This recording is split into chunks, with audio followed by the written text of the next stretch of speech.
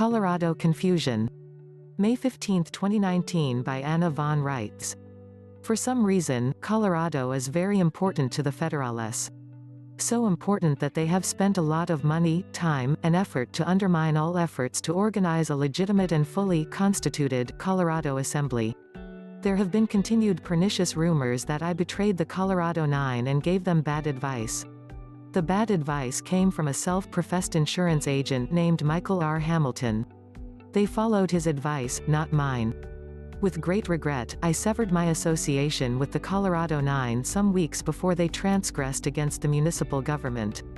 I have continued to try to assist them and to secure their release via diplomatic and lawful means ever since, but that is a one-to-one effort for the sake of these good people, not support for what they did, which I recognized as a mistake before they even did it.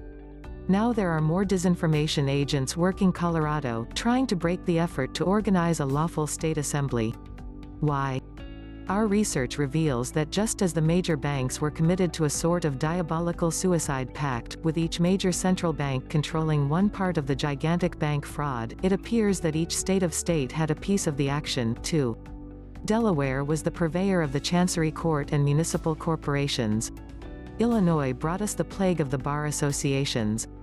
Minnesota brought us the mortgage frauds and false land claims.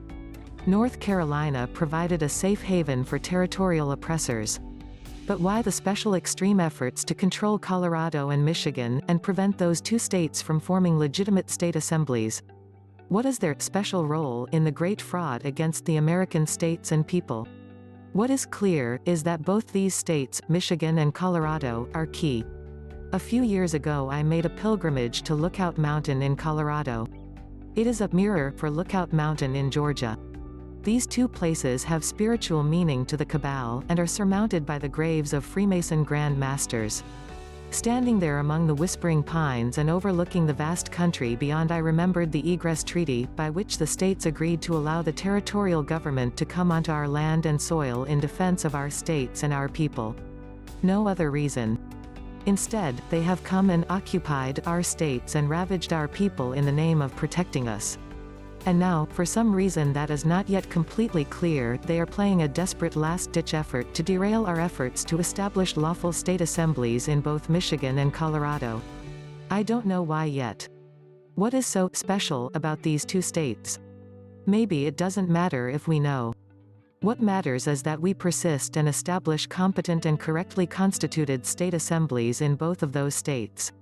We need to nail it down so that everyone involved in the state assembly in both Colorado and Michigan is absolutely squeaky clean, correctly papered up, and fully aware of who they are, able to defend their claim to American national and/or American state citizen status, because whether it makes sense or not, the hammer is falling there.